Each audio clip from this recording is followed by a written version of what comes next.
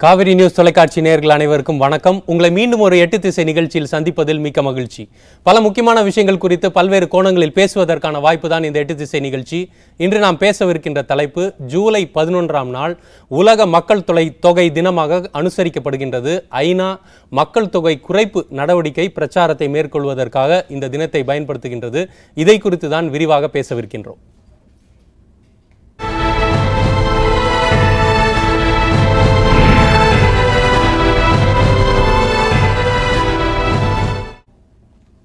மக்கள் தொகையை நாம் மனித வளம் என்றும் குறிப்பிடலாம். ஆனால் இந்த மனித வளம் பெருகி கொண்டே இருந்தால் இந்த உலகத்தில் உள்ள இயற்கை வளங்கள் அந்த மனித வளத்தை காப்பதற்கான வாய்ப்பு இருக்கின்றதா, அதற்கான அளவு இருக்கின்றதா என்பது ஒரு கேள்வியாக இருக்கின்றது. ஆனால் இதே சமயம் அதை மாற்றி பார்த்தால் பல்வேறு மக்கள் தொகை குறைவாக உள்ள நாடுகள் அவர்களுக்கு வேலை வாய்ப்புகளை காட்டி மற்ற நாடுகளிலிருந்து மக்களை ஈர்ப்பதையும் நாம் பார்க்கின்றோம். அப்போ இந்த மனித வளம் என்பது ஒரு சாதகமான விஷயமா அல்லது பாதகமான விஷயமா என்பது ஒரு கேள்வியாக இருக்கின்றது. இந்தியா போன்ற மக்கள் தொகை அதிகமாக இருக்கின்ற நாடுகள் மக்கள் தொகையை குறைப்பு நடவடிக்கையில் அவர்கள் தீவிரமாக செயல்பட்டு வருகின்றார்கள்.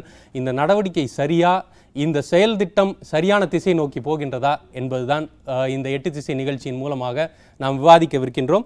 இந்த நிகழ்ச்சிக்குள் செல்வதற்கு முன்னதாக மக்கள் தொகை குறித்து ஒரு முழுமையான தொகுப்பை பார்க்கலாம். ஐக்கிய நாடுகள் சபையின் புள்ளி விவரப்படி 1990ஆம் ஆண்டு 530 கோடியாக இருந்த மக்கள் தொகை இனி 2030ஆம் ஆண்டில் 860 கோடியாகவும் 2050இல் 980 கோடியாகவும் நாம் யாரும் பார்க்க முடியாத 2100ஆம் ஆண்டில் 1120 கோடியாகவும் இருக்கும் என்கிறார்கள். 2016ஆம் ஆண்டு வரை அங்கு இருந்த நாடுகளின் எண்ணிக்கை 195 மட்டும். இன்றைய நிலவரப்படி உலகின் மக்கள் தொகை 760 கோடி. அதை வைத்து எந்த நாட்டில் எவ்வளவு என்று கணக்கு போட்டுக்கொள்ளலாம். உலகில் சமீபத்திய புள்ளி விவரங்களின்படி 70.1% மக்கள் வெறும் 20 நாடுகளில்தான் இருக்கின்றனர். அதிலும் முதல் இடத்தில் இருக்கும் சீனாவில் 18.5%, இந்தியாவில் 17.9% மக்களும் வசிக்கின்றனர். அதாவது 36.4% மக்கள் இந்த 2 நாடுகளில் மட்டும் வசிக்கின்றனர். சீனா இந்தியாவிற்கு அடுத்ததாக 3வது இடத்தில் இருக்கும் பெரிய நிலப்பரப்பை கொண்டிருக்கும் அமெரிக்காவில் 4.3% பேர்தான் உள்ளனர். சீனாவை விட பெரிய நிலப்பரப்பை கொண்டிருக்கும் ரஷ்யாவின் மக்கள் தொகை 1.9%. இந்த 20 நாடுகளில் கடைசி இடத்தில் உள்ள தாய்லாந்தின் மக்கள் தொகை 0.9% மட்டுமே. அதனால் எஞ்சி உள்ள 213 நாடுகளில் உள்ள மக்கள் தொகை 29.8% தான். முதல் 20 இடங்களில் உள்ள நாடுகளில் ஜெர்மன், ரஷ்யாவை தவிர இதர ஐரோப்பிய நாடுகள் வேறு எதுவும் இல்லை. ஆப்பிரிக்க நாடுகளில் எத்தியோப்பியா, காங்கோ, நைஜீரியா ஆகியவை இடம்பெற்றுள்ளன. மேலும் வட அமெரிக்க நாடுகளில் அமெரிக்கா, மெக்சிகோவும், தென் அமெரிக்க நாடுகளில் பெரிய நிலப்பரப்பை கொண்ட பிரேசில் மட்டுமே இடம்பெற்றுள்ளது. Argentina, Australia, England, Ecuador, Yemen, Ivory Coast, Saudi Arabia, Canada, New Zealand, Malaysia, தென்னாப்பிரிக்கா என உலகில் எஞ்சியுள்ள 213 நாடுகளின் மக்கள் தொகை 29.8%. மற்றவை அனைத்தும் ஆசிய கண்டத்தில் உள்ள நாடுகள்தான். குறைவான மக்கள் தொகை கொண்ட நாடு வாட்டிகன் மாநகரம். பரப்பளவிலும் சிறிய நாடான அங்கு இப்போது 801 பேர் மட்டுமே வசிக்கின்றனர். உலக மக்கள் தொகை குறித்து ஒரு முழுமையான தொகுப்பை பார்த்தோம். தற்போது இந்த 8 திசை நிகழ்ச்சிக்காக நம்மோடு விருந்தினர்கள் இணைகிறார்கள். அவர்களை வரவேற்கலாம். திரு என் ராமாராவ், துணை பதிவாளர், இந்திய மக்கள் தொகை கணக்கெடுப்பு ஆணையம். சார் வணக்கம். அவரோடு சேர்ந்து பேராசிரியர் வெங்கடேஷ் ஆத்ரேயா, பொருளாதார பேராசிரியர். சார் வணக்கம். இவர்கள் இந்த இரு விருந்தினர்களும் நம்மோடு இந்த அரங்கில் இணைகிறார்கள். இவர்களோடு சேர்ந்து தொலைத்தொடர்பில் திரு தூயவன், நகர்ப்புற திட்ட வடிவமைப்பு நிபுணர், அவரும் இணைகிறார். சார் வணக்கம். மருத்துவர் பானுமதி அவர்களும் கோவையிலிருந்து நம்மோடு இணைகிறார்கள். வணக்கம் மேடம். தற்போது திரு வெங்கடேஷ் ஆத்ரேயா, உங்கள்கிட்ட இருந்து ஆரம்பிக்கலாம்னு நினைக்கிறேன். மக்கள் தொகைன்னு பார்க்குறீங்களா இல்லை மனித வளம்னு பார்க்குறீங்களா? மனித வளம்னு பார்க்கலாம். அதாவது நீங்கள் இப்போ மக்கள் தொகை என்பதில் ஒரு விஷயம் சொல்ல வேண்டியிருக்கு. ஒரு நபர் என்பது ஒரு இந்திய நபர் அல்லது ஒரு வளரும் நாட்டினுடைய நபர் இயற்கை வளங்கள் மீது என்ன தாக்கத்தை ஏற்படுத்துகிறார்? அதே மிக உயர்வான நுகர்வு நிலையில் இருக்கக்கூடிய ஒரு அமெரிக்க நபர் என்ன தாக்கம் ஏற்படுத்துகிறார்? அப்போ நீங்கள் பாப்புலேஷனை கூட ஸ்டாண்டர்டைஸ் பண்ண வேண்டியிருக்கு. ஒரு கன்சம்ஷன், நுகர்வு, இயற்கை மீதான தாக்கம், இயற்கை வளங்களை நுகர்கின்ற அளவு என்று பார்க்கும் பொழுது ஒரு சராசரி அமெரிக்கனை போன்று ஒரு 50-60 இந்தியர்கள் கூட அந்த அளவுக்கு நுகர மாட்டாங்க, அல்லது பங்களாதேஷ் நுகர மாட்டாங்க. ஆகவே வெறும் மக்கள் தொகை எண்களை மட்டும் வைத்து இயற்கை மீதான தாக்கத்தை நாம் இடைபட முடியாது. ஒன்று. இரண்டாவது, இந்த மக்கள் தொகை நீங்கள் கூட ஆரம்பத்தில் குறைப்புன்னு சொன்னீங்க. ஐநா குறைப்புன்னு சொல்லலை. மக்கள் தொகை சம்பந்தமாக மக்கள் திட்டமிடுவதற்கான வசதிகள் செய்யப்பட வேண்டும்னு சொல்லுது. ஆக்சஸ் டு ஃபெசிலிட்டிஸ்னு சொல்லுது. ஃபார் ஃபேமிலி பிளானிங், குடும்பத்தை திட்டமிடுறதுக்கான ஃபெசிலிட்டிஸை மேம்படுத்தணும்னு சொல்லுது. அனுபவம் என்ன? இப்போ உதாரணத்துக்கு நான் என்னோடய அனுபவத்தை ஷேர் பண்ணுறேன் உங்களுக்கு. நான் ஒரிசா போயிருந்தேன் பல ஆண்டுகளுக்கு முன்பு. UNFPA ப்ராஜெக்டில் போயிருந்தேன். பாப்புலேஷன் கிளப் வச்சுருக்கோம் காலேஜஸில், சொல்லிக் கொடுக்குறோம். இது மாதிரி 2 குழந்தை போகிறோம் அப்படிலாம் சொல்லிக் கொடுக்குறோம். ஒரு கிராமத்துக்கு போயிருந்தேன். ரொம்ப ஆர்வமான டீச்சர், பசங்க சொல்லிக் கொடுத்துருக்காங்க. 10 குழந்தைங்க, ஒவ்வொன்றும் எங்கிட்ட 2 குழந்தை போகிறோன்னு சொல்கிறதுக்கு ஆர்வமாக வராங்க. அவங்கள ஏமாற்ற நான் விரும்பலை, அவங்க சோர்வடைய விரும்பலை. ஆனால் அவங்கள்ட்ட ஒரு கேள்வி கேட்டேன். இந்த 10 குழந்தைங்கள்ட்டையும், நீங்கள் எவ்வளோ பேர் உங்கள் குடும்பத்தில் இருந்தீங்க, கூட பிறந்தவங்க, இன்றைக்கி எவ்வளோ பேர் இருக்கிறீங்க? 10 பேர் கேஸ்லேயும் 1 or 2 சகோதரர்களே அவர் இழந்திருக்கிறாங்க சிறு வயசில். அப்படின்னா நீங்கள் சேய் இறப்பை விகிதத்தை குறைத்து, குழந்தை இறப்பு விகிதத்தை குறைத்து, மக்களுடைய ஆரோக்கியத்தை உறுதிப்படுத்தினாலே மக்கள் தொகையினுடைய வளர்ச்சி என்பது தானாக கட்டுப்பட்டு விடும் என்ற ஒரு அம்சம் இருக்குது. சொல்லுவாங்க, அந்த காலத்தில் சொல்லுவாங்க, டெவலப்மெண்ட் இஸ் தி பெஸ்ட் கான்ட்ரசெப்ட்னு சொல்லுவாங்க. மக்கள் தொகை வளர்ச்சியை ஒழுங்குபடுத்துவதற்கு மக்களுக்கு அடிப்படை வசதிகளை நம்மால் உருவாக்கி கொடுக்க முடிஞ்சால், கல்வி கொடுத்தா, ஆரோக்கியம் கொடுத்தா, வயதான காலத்தில் பாதுகாத்துக்கொள்ளுடைய சமூக ஏற்பாடு இருந்தால் பெற்றுக்கொள்ள வேண்டிய அவசியமே இருக்காது. இந்தியாவில் பார்த்திங்கன்னா விவசாயம் பண்ணக்கூடிய ஆட்கள் வயசான காலத்தில் யார் பார்த்துப்பாங்க என்று கூட யோசித்து குழந்தை பெற்றுக்க வாய்ப்பு இருக்குது. பல நாடுகள் அப்படி நடக்குது, மாறிட்டு வருது. அதுக்கு நான் எப்படி பார்க்குறேன்னு சொன்னால், இதை பற்றி ஒரு ஹோலிஸ்டிக், ஒரு முழுமையான பார்வை தேவை. வெறும்னா எண்கள் குறைக்கணும், அந்த மைண்ட் செட்டே தப்பு. அந்த எண்ணிக்கையில பேசுறது தப்பு. வசதி இல்லாதனால தான் அதிக குழந்தைகள், அதிக கைகள் வேலை செய்வதற்கு அப்படின்ற ஒரு எண்ணத்தோட அவர்கள் நிறைய குழந்தைகள் பெற்றுக்கிறாங்க. அப்படி இல்லை, அவங்க ஒன்றும் நிறைய குழந்தை இல்லைங்க. அதாவது மீண்டும் மீண்டும் மக்களை நம்ம குறை சொல்ல வேண்டாம். அதாவது வயதான காலத்தில் பார்த்து கொள்ளக்கூடிய ஒரு வாரிசு ஒன்று நினைக்கிறாங்க. ஒருவேளை அவர்கள் சிறு வயசுல இல்லை, அறியாமை மட்டுமே நீங்கள் காரணமாக நினைக்காதீங்க. மக்கள் அவ்வளோ அறியாமைலாம் இல்லை. பார்த்து வசதி இல்லாமல் இருக்கலாம், போய் கருத்தடை செய்வதற்கோ அல்லது குடும்பத்தை கட்டுப்படுத்துறதுக்கோ. மூணாவது சின்ன சின்ன குழந்தை பிறந்து இறந்து போகுது. அதனால் இது ஒரு இன்சூரன்ஸ் இருக்கட்டும், இன்னும் 2 குழந்தை பெற்றுக்கலாம் அப்படின்னு இன்றைக்கி வாய்ப்பு இருக்குது. பல அம்சங்கள்லேருந்து பார்க்கணும்னு சொல்கிறேன். ஒன்று மட்டும் பார்க்கக்கூடாதுன்னு சொல்கிறேன். வெறும் நம்பரை மட்டும் பார்க்காதீங்க, குவாலிட்டியை பாருங்கள். வளர்ச்சின்றது ஹெல்த் கேரை பாருங்க. அதாவது வளர்ச்சின்றது மக்கள் தொகை குறைப்பு மட்டும் வளர்ச்சி அப்படின்னு விஷயம் சொல்கிறீங்க. நம்ம நாட்டு பெண்களுக்கு என்ன அதிகாரம் இருக்குது? எவ்வளோ குழந்தை பெற்றுக்கலாம், பெற்றுக்கணும்னு இருக்குது அதிகாரம் உங்களுக்கு. அப்போ விமன்ஸ் எம்பவர்மெண்ட் இல்லாமல், பெண்களை ஆற்றல் படுத்தாமல், பெண்களுக்கு கல்வி கொடுக்காமல், குடும்பத்தில் ஆண் பெண் உறவில் சமத்துவம் காணாமல் நீங்கள் இந்த மாதிரி முடிவுகளை எப்படி எடுக்க போகிறீங்க? அப்போ வெறும் மக்கள் தொகை எண் பற்றிய பிரச்சனை இல்லை, ஒட்டுமொத்த ஜனநாயகத்தன்மை கொண்ட ஒரு குடும்பத்தை உருவாக்க வேண்டும். நாடும் ஜனநாயகத்தன்மையில் செயல்பட வேண்டும். அனைவருக்கும் சில அடிப்படை பாதுகாப்புகள் இருக்க வேண்டும். ஏன் கேரளாவில் பண்ணுது? உங்கள் முதற்கட்ட கருத்தை எடுத்துக்கிறேன். அடிப்படையில் பெண்களையும் நம்ம அவர்களை எம்பவர் பண்ணாதான் நம்ம இந்த சமுதாயத்தை சரி செய்ய முடியும். அதாவது அவர்களுக்கான உரிமையும் அவர்கள் நிலைநாட்டணுன்றதை உங்கள் முதற்கட்ட கருத்தாக எடுத்துக்கிறேன். திரு ராமராவ், உங்களுக்கு மக்கள் தொகை கணக்கெடுப்பில் நீண்ட அனுபவம் கொண்டவர். மக்கள் தொகை கணக்கெடுப்பு நமது நாட்டில், இந்தியாவில் இது எதன் அடிப்படையில், இது என்ன நோக்கத்தோடு இது செய்கிறாங்க? நம்ம நாட்டில் மக்கள் தொகை கணக்கெடுப்பு பல ஆண்டுகளாக, 100 ஆண்டுகளுக்கு மேலே நடந்துன்னு வருது. 10 ஆண்டுகளுக்கு ஒரு முறை. அதில் பெரிய முக்கியமான நோக்கம் மக்களுடைய எண்ணிக்கை மாத்திரம் இல்லை, அவர்களுடைய மற்ற கேரக்டரிஸ்டிக்ஸ், அதாவது அவர்களுடைய ஏஜ், எக்கனாமிக் ஆக்டிவிட்டி போன்ற பலவித ஆஸ்பெக்ட்ஸையும் நம்ம கலெக்ட் பண்ணுறோம். இது எதுக்குன்னா, இதெல்லாம் நாளைக்கு டேபுலேட் பண்ணாக்கா பாப்புலேஷனோட வி கேன் கெட் ஒரு ஐடியா, அவங்களுக்கு வெல்ஃபேர் மெஷர்ஸ் பண்ணுறதுக்கு வேண்டிய ஐடியா கிடைக்கும். ஸோ இப்போ ஒவ்வொரு சென்சஸ்லேயும் ஒரு புதுமையை உண்டு பண்ணுவாங்க. இப்போ இப்போ பழைய காலத்தில் இந்த டிசபிலிட்டி பற்றிலாம் கேட்க மாட்டாங்க. அது முதல்ல நடந்த சென்சஸ்லாம் வெல்ஃபேர் இது இல்லை, டேக்ஸுக்காக பண்ணிட்டு இருந்தாங்க.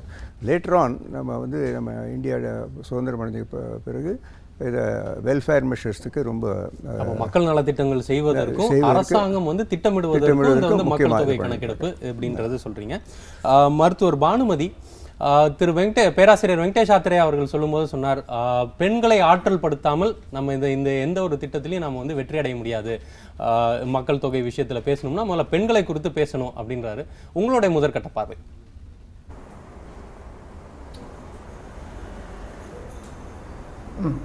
இப்போ கண்டிப்பாக நம்ம வந்து இந்தியா வந்து ஒரு ஜனத்தொகைன்னு பார்க்கும்போது கண்டிப்பாக நம்ம பரப்பளவுக்கு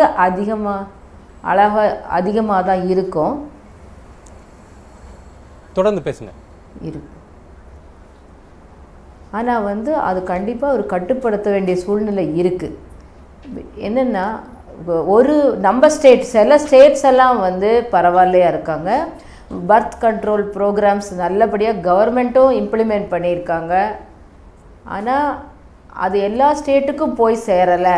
அது கொஞ்சம் அவசியம். ஏன்னா ஒரு பொருளை வந்து 10 பேருக்கு பங்கிடுறதும் 3 பேருக்கு 4 பேருக்கு பங்கிடுறதுக்கும் ஒரு வித்தியாசம் இருக்குது.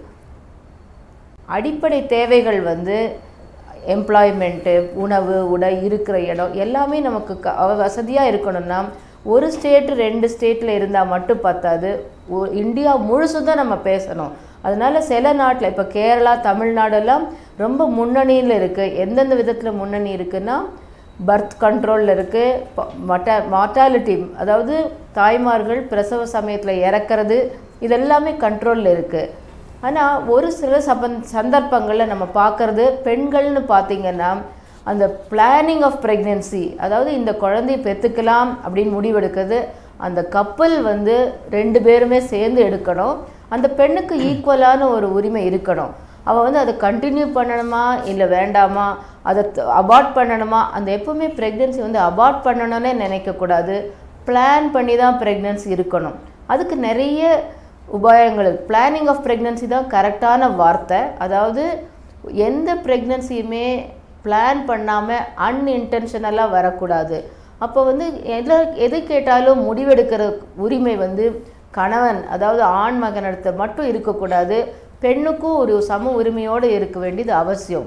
ஏன்னா பொறுப்புகள் கடைசி வரைக்கும் அவளும் சேர்ந்து தான் செயல்பட வேண்டியிருக்கு.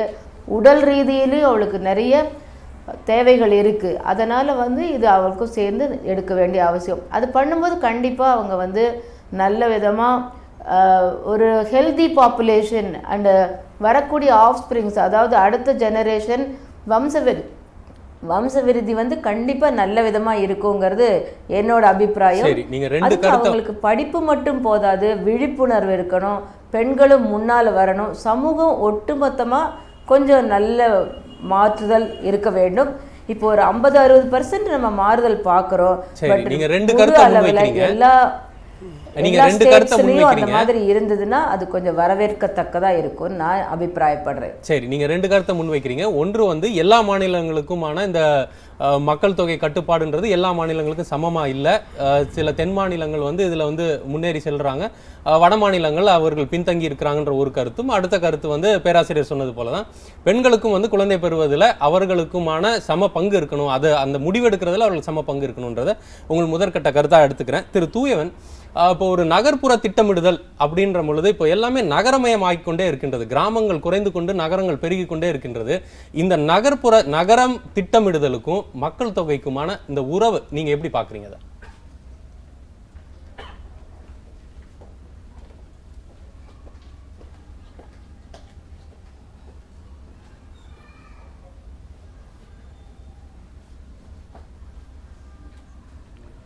திரு தூயவன், அதாவது நகர்ப்புற திட்டமிடுதல், மக்கள் தொகை, இதற்கான உறவு முறையை நீங்க எப்படி பாக்குறீங்க?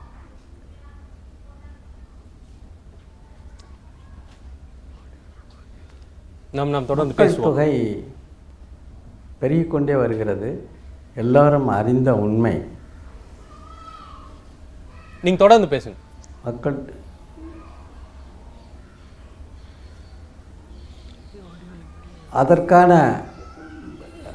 அதற்கான முக்கிய விளைவுகள் வந்து நகரங்கள் பெருகி கொண்டு வருகின்றன. ஏனெனில் ஊர்ப்புறத்தில் இருக்கிறவர்கள் நகரத்தை நோக்கி வருகிறார்கள், வேலையை தேடி, முக்கியமாக வேலையை தேடி, கல்வியை தேடி, மேம்பாட்டு வசதி வேண்டுமென்று கோரிக்கையோடு வந்து கொண்டிருக்கின்றார்கள். அதனால் நகரங்கள் பெருகி வருகின்றன. சில காலங்களுக்கு முன்பு இருந்த சிற்றூர் இன்று நகராட்சி ஆக மாறி, அதாவது பேரூராட்சி ஆகி, பேரூராட்சி மற்றும் பெருகி நகராட்சியாக மாறி, பிறகு மேலும் பெருநகரங்களாக மாறி வருகின்றன. இதனால் என்ன விளைவுகள்? மக்களை கட்டுப்படுத்த முடியுமா? இல்லை வேறு இடங்களுக்கு மக்களை திருப்பி அனுப்ப முடியுமா? இல்லை ஆங்காங்கே சில முக்கியமான பகுதிகளில் திட்டமிட்டு அவர்களை அங்கே குடியிருப்பு அமைக்க முடியுமா? அப்படி அமைக்குமானால் அதற்கு வேண்டிய வேலை வாய்ப்புகளை கொடுக்க வேண்டிய கட்டாய நிலையில் நாம் இருக்கின்றோம். திட்டங்கள் பல நிறைவேற்றி கொண்டு தான் வருகின்றோம். நிறைய பாலிசியெலாம் கொண்டு வந்துக்கிட்டு இருக்கோம். முதல்ல நம்ம பாப்புலேஷனை எடுத்துக்கிட்டோம்னா, பாப்புலேஷன் பாலிசியில் பார்க்கும்போது நம்ம என்ன பாப்புலேஷனை கண்ட்ரோல் பண்ணோம், பர்த் கண்ட்ரோல் கொண்டு வந்தாங்க. ஆனால் பொலிட்டிக்கல் சுச்சுவேஷன்ஸ் வந்து அந்த பேரையே மாற்றி இன்றைய நிலையில் ஃபேமிலி வெல்ஃபேர் அப்படின்னு ஒரு திட்டத்தை கொண்டு வந்தாங்க. அதே மாதிரி அந்த பாலிசிக்கு தகுந்தபடியும் மற்ற துறைகளில் பாலிசிகள் மாறி வருகின்றன. அந்த பாலிசிகளை நாம் முக்கியமாக எடுத்துக்கிட்டோம்னா, நமக்கு இன்று என்னுடைய சப்ஜெக்டை பொறுத்த வரைக்கும் நகர்ப்புற வளர்ச்சி. இந்த நகர்ப்புற வளர்ச்சி நான் சொன்ன மாதிரி நகரங்கள் பெருக்கம் அடைந்து வருகின்றன, வளர்ச்சி அடையவில்லை. வளர்ச்சி என்பது டெவலப்மெண்ட். நம்ம மக்கள் வர்றதுனால குடியிருக்கிற இடத்துல வந்து நிறைய கான்சன்ட்ரேஷன் ஆகி நம்மளுக்கு போதிய அடிப்படை வசதிகள் கூட இல்லாமல் இன்று நகரங்கள் நரகங்களாக மாறி வருகின்றது எல்லோருக்கும் தெரிந்த உண்மை. அதற்காக நாம் எந்த மாதிரியான ஒரு செயல்களில் ஈடுபட வேண்டும்? நகர் திட்டங்கள் மட்டும் போதுமா? இல்லை நகர் திட்டங்களுக்கு அப்பாற்பட்டு இந்த பாப்புலேஷனை குறைப்பதற்கு என்ன வழி? ஃப்யூச்சரில் நம்ம வந்து வருங்காலத்தில் இந்த மக்கள் நம்மளுக்கு இன்றைக்கு மனித வளம் நாட்டின் வளமாக ஒரு காலத்தில் கருதப்பட்டது. ஆனால் அது பெருகிக்கொண்டே போகும் பட்சத்தில் இருக்கும் இப்போது தற்சமயம் உள்ள நமது தாது பொருட்களோ உணவுப் பொருட்களோ பங்கீட்டு முறையில் தான் நாம் செய்ய வேண்டியிருக்கிறது. உங்களோட முதற்கட்ட பார்வையாக, அதாவது ஒவ்வொரு தனி மனிதனுக்கு கிடைக்கக்கூடிய முதற்கட்ட பார்வையாக இந்த நகரப்புற திட்டம் வந்து நகரப்புறத்திற்கான திட்டம் அமைப்பதை விட மக்கள் தொகையை கட்டுப்படுத்துவதுதான் சிறந்த ஒரு திட்டமாக இருக்குன்றதை உங்கள் முதற்கட்ட பார்வையை எடுத்துக்கிறேன். நான் மீண்டும் உங்கள்கிட்ட வர்றேன். பேராசிரியர், இப்போ வந்து நகரமயமாகுதுன்றது உலகம் பூரா இதே ஒரு ட்ரெண்டாக தான் இருக்குது. இது வந்து இந்தியாவில் மட்டுமோ தமிழ்நாட்டில் மட்டுமோ இல்லை, நகரத்தில் தான் நல்ல ஃபெசிலிட்டி கிடைக்குது, நல்ல வசதி வாய்ப்புகள் இருக்குது அப்படின்னு மக்கள் கிராமத்திலிருந்து குடிபெயர்ந்து நகரத்திற்கு வர்றாங்க. ஆனால் அடிப்படையாக நமக்கு தேவையான உணவோ நம்மளுக்கு சுகாதாரமான காற்று போன்றவற்றையெல்லாம் வந்து கிராமத்தில் தான் கிடைக்குது. இந்த மாற்றம் என்னத்தினால? இது ஒரு ட்ரெண்டாக இருக்குதா, இல்லை இது வந்து தேவைப்படுற மாற்றம்னு நினைக்கிறீங்களா? அந்த நகரமயம் அதுக்குள்ளே போகிறதுக்குள்ள மீண்டும் அந்த கட்டுப்பாடு விஷயத்துக்கு வருவோம். அதாவது இப்போ விடுதலை பெற்று இந்தியா எடுத்துக்கங்க, அன்றிலிருந்து இன்று வரை நம்ம நாட்டில் தானிய உற்பத்தி வளர்ச்சி என்பது மக்கள் தொகை வளர்ச்சி விட அதிகமாக தான் இருக்குது. அதனால தான் மக்களுக்கு சாப்பாடு கிடைக்காம இருக்கலாம் சொல்ல முடியாது. நீங்கள் பாப்புலேஷன் க்ரோத் ரேட்டை விட ஃபுட் கிரெயின் க்ரோத் ரேட் ஹையராக தான் இருந்திருக்கு. ஸோ ஒரு மெக்கானிக்கலாக இப்போ மக்கள் தொகையை கட்டுப்படுத்தணும் என்று மட்டும் பார்ப்பது பொருத்தமல்ல. ஒரு டிசையர்ட் ஃபேமிலி சைஸ், ஒரு குடும்பம் வந்து எவ்வளோ பேர் இருக்கணும்னு நினைக்கிறாங்க, அதை கண்ட்ரோல் பண்ணக்கூடிய வேரியபிள்ஸ் என்ன? உதாரணத்துக்கு குழந்தை தக்கும், வயசான காலத்தில் பாதுகாப்பு இருக்குது, வருமானத்துக்கு உத்தரவாதம் இருக்குது, நமக்கு வந்து கூடுதலான குழந்தைகள் தேவையில்லை என்ற நிலைப்பாட்டுக்கு அவர் வர்றதுக்கு கல்வியில் ஆரோக்கியத்தில் பல்வேறு மாற்றங்கள் நாட்டில் தேவை, கொள்கைகள் அதுக்கு தேவை. அதனால தான் கொள்கையை மாற்றினாங்க, பேரை மட்டும் மாற்றலை. கொள்கையை எப்படி மாற்றினாங்கன்னா ஃபேமிலி வெல்ஃபேர் நம்ம அப்ரோச் பண்ணினோன்னா பாப்புலேஷன் க்ரோத் இயல்பாக கட்டுப்பட்டுரும் என்ற அண்டர்ஸ்டாண்டிங் தான் மாற்றினாங்க. அது பதிவு பண்ண வேண்டியிருக்கு. ஒன்று. ரெண்டாவது, இப்போ நகரப்புறங்களுக்கு மக்கள் வருவது என்பது ரெண்டு ஆஸ்பெக்ட் இருக்குங்க. இப்போ இந்தியாவில் வந்து வேறு மாநிலத்தில் வராங்க, மைக்ரேஷன் நடக்குது, மேசிவாக மைக்ரேஷன் நடக்குது. இப்போது கிராமங்களில் வேலை வாய்ப்புகள் உருவாகவில்லை என்று சொன்னால், விவசாயம் இயந்திரமயமாகிறது என்று சொன்னால், ஒரு கட்டத்தில் வந்து மக்கள் வேலை வாய்ப்பை தேடி பிற இடங்களுக்கு போகலாம், வரும், இயல்பாக வரும். அப்படி அவங்க வரும்பொழுது நீங்கள் வந்து சில நாடுகளை முயற்சி பண்ணியிருக்காங்க நகரத்துக்கே வராமல் கட்டுப்படுத்துறது, அது பெரிய அபாயத்தில் கொண்டு போய் விடும். நீங்கள் வந்து இது ஒரு ஜனநாயகபூர்வமாக இந்த பிரச்சனை அணுக வேண்டியிருக்கு. அப்போது கிராமங்களிலும் நகரங்களிலும் சமமான வளர்ச்சிக்கான வழி என்ன, பேலன்ஸ்டு க்ரோத்துக்கு என்ன பண்ணணும் அப்படின்னு யோசிக்க வேண்டியிருக்கு. நீங்கள் வந்து அப்ரோச்சை பூராமே கட்டுப்படுத்திடுவோம் அப்படின்னு பார்க்காம ஒரு ஒரு ஒரு பேலன்ஸ்ட் இல்ல எக்கனாமிக் கட்டுப்படுத்திடுவோம்னு சொல்ல growth வரல. இல்ல எனக்கு என்ன ஒரு சந்தேகம்னா அதை கட்டுப்படுத்த வேண்டியதில்லை. ஆனா மக்கள் வந்து சரியான புரிதலோட தான் வர்றாங்களா? இல்ல இப்ப நான் வந்து பட்டணத்துக்கு போனா நான் வந்து பொழைச்சிக்குவேன். அதாவது மக்களுடைய புரிதல் எல்லாம் பிரச்சனை. நீங்க அவன் வந்து யதார்த்தமா பார்க்குறான், கிராமத்துல வேலை இல்லை, டவுனுக்கு போகிறான். சில பேர் டவுன் சிட்டி லைட்ஸ் எதிர்பார்த்து போயிருக்கலாம், ஒரு 50கள் 60கள் அப்படி சொல்லிட்டு இருப்பாங்க. இன்றைக்கி யதார்த்தமாக நீங்கள் ஒன்று புரிஞ்சுங்க, 25 ஆண்டுகளாக தாராளமய கொள்கைகளுடைய தாக்கத்தில் விவசாயம் கடும் நெருக்கடியில் இருக்குது. அப்போ கிராமத்தில் வேலை வாய்ப்பு குறையுது, அதனால 3 லட்சம் விவசாயிகள் தற்கொலை பண்ணிக்கிட்டு இருக்கிறாங்க. விவசாயம் கட்டுப்படியாக சிறு குறு விவசாயிகளுக்கு நீங்கள் என்ன சொல்கிறீங்க, அங்கேயே இருங்கன்னு சொல்ல போகிறீங்களா? அப்போ இயல்பாக ஒன்று மக்கள் தொகை வளர்ச்சி ஒரு ஆஸ்பெக்ட், ஆனால் கூடவே என்ன ஆஸ்பெக்ட் பார்க்கலாம், நம்முடைய பொருளாதார வளர்ச்சியில் வேலை வாய்ப்புகள் போதுமான அளவு உருவாக்கப்படவில்லை, அதுவும் அந்த ஊர்கள் உருவாக்கப்படவில்லை. கிராமப்புற வேலை வாய்ப்புக்கு வந்து அரசாங்கம் வந்து முன்னுரிமை கொடுக்கணும் அப்படின்னு சொல்லிட்டு நகரத்துலையும் இல்லை, வரான் நம்பிக்கையில் வர்றான், கொஞ்சம் கிடைக்குது கொஞ்சம் கிடைக்கல, அப்போ ஏதோ ஒரு கூலி வேலையோ செஞ்சு நம்ம நடக்கும். ஆகவே ஒட்டுமொத்த பொருளாதார வளர்ச்சியோடு இணைத்து இதை பார்க்க வேண்டும் நான் சொல்றேன். சரி, ஒரு முழுமையான பார்வை அது ஒரு முழுமையான பார்வை, டெமோகிராஃபிக்கா மட்டும் பார்க்காதீங்க. சரி, கிராமத்தில் அடிப்படை வசதிகள்லாம் இம்ப்ரூவ் பண்ணணும், இது எல்லாரும் சொல்கிறது தான். அது அவங்களுக்கு வந்து அங்கே வசதிகள் இருந்து வேலை வாய்ப்புகள் இருந்தால் இங்கே நகரத்துக்கு வர மாட்டாங்க. நகரத்துலேருந்து கிராமத்துக்கு போகிற ஸ்டேஜ் கூட வரலாம். இப்போ கிராமத்தை இம்ப்ரூவ் பண்ணி வளர்ச்சி அடைஞ்சால் அந்த ரிவர்ஸ் மைக்ரேஷன் கூட வரத்துக்கு சான்ஸ் இருக்குது. ஆனால் இப்போ பேராசிரியர் சொன்ன மாதிரி வேலை வாய்ப்பும் நம்மளுக்கு வேணும். வேலை வாய்ப்பும் அதான் இண்டஸ்ட்ரி அதெல்லாம் ஆரம்பித்தா வேலை வாய்ப்பு ஆட்டோமேட்டிக்காக வந்துட போகுது. அதனால் அதையும் இப்போது முக்கியமாக எம்பசைஸ் பண்ண வேண்டியது, கிராமத்தில் வந்து என்னென்ன இண்டஸ்ட்ரியெல்லாம் இது பண்ணணும், எப்படி அவங்களுக்கு வேலை வாய்ப்பு உண்டு பண்ணணும், இதெல்லாம் பண்ணால் அவங்க நகரத்துக்கு வரமாட்டாங்க. அடிப்படை வசதிகளை இம்ப்ரூவ் பண்ணணும். சரி, நாம் விவசாயத்தை பாதுகாத்துருங்க, முதல்ல விவசாயத்தை பாதுகாத்துருங்க. பயங்கரமாக இருக்கு நிலைமை. விவசாயம் நிச்சயமாக ஒரு பொருளாதார முக்கிய அங்கமாக இருக்கின்றது, கடும் நெருக்கடியில் இருக்கிறது இன்னைக்கு. அது அந்த உண்மையை நீங்கள் சந்திங்க. ஏன்னா 3 லட்சம் விவசாயிகள் இல்லை நீங்கள் மீண்டும் நான் பதிவு பண்ணுறேன், கடந்த 15 ஆண்டுகளில் 3 லட்சம் விவசாயிகள் தற்கொலை பண்ணிட்டு இருக்காங்க. நாடே விவசாயிகள் கிளர்ச்சிகளை பற்றி எரியுது. என்ன கட்டுப்படியாகும் விலை அவனுக்கு கிடைக்க மாட்டேங்குது. நீங்கள் விவசாயத்தை பராமரிக்காமல் கிராமங்களை வேலை வாய்ப்பு உருவாக்குவீங்க. வேலை வாய்ப்பு உருவாக்குவதற்கு விவசாயத்தில் இன்னொரு பொருளாதார அவசியம், தொழிலும் அவசியம். இல்ல பொருளாதார ரீதியாகவும் விவசாயத்திற்கு ஒரு முக்கியமான பங்கு இருக்குது. எப்படின்னா நம்ம இறக்குமதி பண்றது இருக்கணும், growth மொத்தத்துல எகனாமிக் டெவலப்மெண்ட் இருக்கணும். விவசாயம் அண்ட் இண்டஸ்ட்ரி எல்லாமே கலந்து எகனாமிக் டெவலப்மெண்ட் இருந்தா பொருளாதார இது இருக்கணும். அதான் growth மட்டுமே வேலை வாய்ப்பு உறுதிப்படுத்திடாது. நீங்க வேலை வாய்ப்புக்குன்னு சில பாலிசிஸ் உருவாக்கணும். நீங்க வெறும் வளர்ச்சி மட்டும் ஜிடிபி வளர்ந்துருக்குங்க, ஆண்டுக்கு 6% பொருளாதார வளர்ச்சி மட்டும் வேலை வாய்ப்பு உருவாக்காதுன்னு சொல்றீங்க. நம்ம திரு தூயவன்ட்டையும் கேட்கலாம். திரு தூயவன், அதாவது நகர்ப்புற திட்டமிடுதல், அப்போ கிராமப்புற திட்டமிடுதல்ன்றது எதுவும் இருக்குதா? கிராமங்களை ஊக்குவிப்பது, கிராமத்தில் வேலை வாய்ப்பு பெருக்குவது, கிராமத்திற்கான வசதிகளை பெருக்குவது, இது போன்ற திட்டமும் இருக்குதா? ஏன்னா நம்ம கேள்விப்படுறதெல்லாம் நகர்ப்புற ஊக்குவிப்பல், நகர்ப்புற வளர்ச்சி, இந்த நகரத்தையே சுற்றி பேசுகிறோமே, கிராமப்புறத்திற்கான திட்டங்களும் இருக்குதா?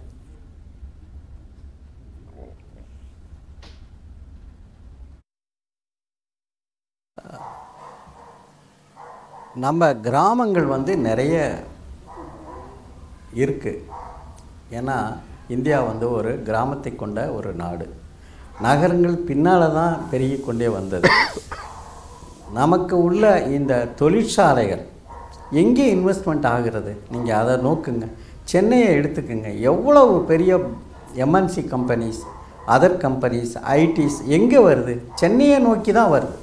இன்வெஸ்ட்மெண்ட்டே வந்து சென்னையை சுற்றி தான் கொண்டு வர முடியும், கொண்டு வரணும் அப்படின்னு சில கம்பெனி கோரிக்கை. அதுக்கு ஏற்ற பாலிசியும் கவர்மெண்ட் ஒத்து போகுது. ஆனால் எத்தனை பேர் கிராமங்களை நோக்கி இன்வெஸ்ட்மெண்ட் கொண்டு போகிறாங்க? அது இல்லை. அது ஒரு பெரிய வெற்றிடமாகவே இருக்கிறது. ஏன்னா நம்ம விவசாயத்தை நம்பிய கிராமங்கள் இன்றைய சூழ்நிலையில் வாழ முடியாது. நமது நாட்டில் வந்து தண்ணீர் பற்றாக்குறை, குடிக்கிறதுக்கு மட்டும் ஒரு பங்கு, அடுத்த முக்கிய பங்கு வந்து பாசன வசதி. அதுக்கு வந்து ரெயின் எங்கேருந்து, நம்ம மழை நீர் எங்கேருந்து கொண்டு வர முடியுது? நதிகள் வறண்டு போய் விடுகின்றன, மழை பொய்த்து போய் விடுகிறது. அதனால் கிராமங்கள் வந்து சுடுகாடாகி போய்கொண்டே இருக்கிறது. ஆனால் அதே சமயத்தில் அங்கு மக்கள் வாழ்விடங்களை அமைக்க ஏதுவாக ஒரு தகுந்த திட்டங்களை அமைத்து இன்வெஸ்ட்மெண்ட், கவர்மெண்ட்டினுடைய கை ஓங்கணும். எங்கே டுவர்ட்ஸ் இன்வெஸ்ட்மெண்ட் டுவர்ட்ஸ் கிராமங்களை நோக்கி போக வேண்டும். அப்போ முதலீடு ஈர்க்கிறது வந்து அங்கே என்ன இன்ஃப்ராஸ்ட்ரக்சர் இருந்தால் தானே இண்டஸ்ட்ரீஸ் கொண்டு போக முடியும். அப்போ முதலீடு ஈர்க்கிறது வந்து கிராமத்தை நோக்கி செலுத்தணும்னு சொல்றீங்க. அந்த கேள்விக்கு என்னுடைய பதில் என்ன என்றால், ஏன் இன்ஃப்ராஸ்ட்ரக்சர் டெவலப்மெண்ட்டை ஏன் அந்த பக்கம் கொண்டு போகக்கூடாது? ஆமா, முதலீடை வந்து ஈர்க்கிறதோட நிற்காமல் அவர்கள் வந்து இந்த கிராமத்தை நோக்கி அதை செலுத்தணும் அப்படின்றது நீங்க சொல்றீங்க. ரொம்ப கரெக்ட். கட்டமைப்பு வசதிகளை முக்கிய கிராமங்களில் கேள்விக்குறியாக உருவாக்கினால் அமைந்து கொண்டே இருக்கு. வரும் தொழில். அது கவர்மெண்ட் மாத்திரம் இல்லை, பிரைவேட் இன்வெஸ்ட்மெண்ட்டும் இருக்கணும். இல்ல, இப்போ இன்னொரு விஷயமும் இருக்கு. இப்போ எப்படின்னா கிராமங்கள்ல வந்து இன்வெஸ்ட் பண்ணி இன்ஃப்ராஸ்ட்ரக்சர் டெவலப் பண்ணா அதை ஒரு நகரமா, குட்டி நகரமா மாத்துற பரவாயில்ல. ஒரு இது அதாவது இருக்கு. நீங்க டெஃபினேஷன் தாங்க, ஒரு இடம் அர்பனா ரூரலாங்கிறது சார் சொல்லுவாங்க சென்சஸ்ல அதாவது சில வரையறைகளை வச்சிருக்கிறோம். ரூரல் டெஃபினேஷன் எப்படின்னாக்கா, முனிசிபாலிட்டி கார்பரேஷன்லாம் விட்டுடுங்க, மொத்தத்துக்கெல்லாம் ஒரு டெஸ்ட் பண்ணுறாங்க. ஒவ்வொரு சென்சஸும் போதும் ஒரு கிராமத்தை எடுத்து அதில் வந்து பர்சன்டேஜ் ஆஃப் அக்ரிகல்ச்சரல் பாப்புலேஷன் எவ்வளவு, டென்சிட்டி எவ்வளவு, பாப்புலேஷன் சைஸ் எவ்வளவு, ஒரு லிமிட் வச்சு அந்த லிமிட்டுக்குள்ளே இருந்தால் அது கிரைட்டீரியா அந்த கிரைட்டீரியா சாட்டிஸ்ஃபை பண்ணாக்கா டவுன். அந்த மாதிரி சில இடங்கள் வந்து டவுன் மாதிரியே இருக்காது. ஆனால் டவுனாக தமிழகத்தை எடுத்துட்டீங்கன்னா அந்த மாதிரி நிறைய அந்த டெஃபினேஷன் வச்சு தான் ஒவ்வொரு சென்சஸும் போதும். அப்ப நீங்க சொல்ற கணக்குப்படி பார்த்தா விவசாயம் அதிகமா செஞ்சா அது கிராமத்துல வந்துடணும். ஆனா வளர்ச்சியே இல்லாம விவசாயமே இல்லாத இடங்கள் கூட இருக்குது. ஒரு 75% ஏதோ மேல் ஒர்க் ஃபோர்ஸ் should be நான் அக்ரிகல்ச்சர்ல இருக்கணும். மேல் அந்த ஒர்க் மாதிரி ஃபோர்ஸ்ல இருந்தா அது வந்து அது ஒரு கிரைட்டீரியா. ஸ்பெசிஃபிக்காக சொல்கிறேன், main male workers 75% or more should be outside agriculture தான் அந்த கிரைட்டீரியா. பாயிண்ட் என்னன்னு சொன்னால், தமிழகத்தினுடைய நகரமயமாக்கல் சற்று வித்தியாசமானது. ஏராளமான பேரூராட்சிகள் இருக்குது, கணிசமான எண்ணிக்கையில் நகராட்சிகள் இருக்குது. ஸோ தமிழகத்தை பொறுத்தவரை பிற மாநிலங்களை, தமிழகமும் கேரளாவும் பரவாயில்ல, ஓரளவு டிஸ்ட்ரிபியூட்டடாக இருக்குது. டவுன் டென்சிட்டி வந்து நாடு பூரா பரவி இருக்குது. சில ஊர்கள் நீங்கள் மகாராஷ்டிரா எடுத்துக்கங்க, மும்பாயை விட்டால் ஒன்றும் கிடையாது. அதேமாரி மாநிலங்கள் இருக்குது. அதில் தமிழகம் எவ்வளோ தேவையில்லை. அதில் இன்னொரு பாயிண்ட்டு, இது டெஃபினேஷன் இல்லாமல் இப்போ அவங்க வந்து என்ன பண்ணுவோம், ஏரியாவையும் இன்க்ரீஸ் பண்ணிவிடுவாங்க.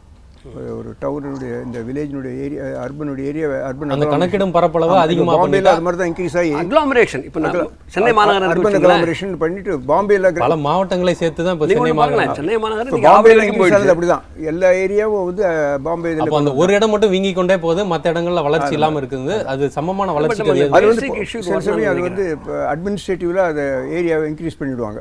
அப்போ அந்த ஹோல் ஏரியா வந்து அர்பன் ஆகிடும். இல்லை, அதான் நான் என்னத்துக்காக இந்த கேள்வியை முன் வச்சேன்னா, அதாவது விவசாயம்ன்றது நம்மளுக்கு ஒரு முக்கியமான விஷயம் அப்படின்னு சொல்லி பேசுகிறோம். ஏன்னா விவசாயத்திற்கு ஒரு மிகப்பெரிய பொருளாதார ஒரு முக்கியத்துவம் இருக்கின்றது.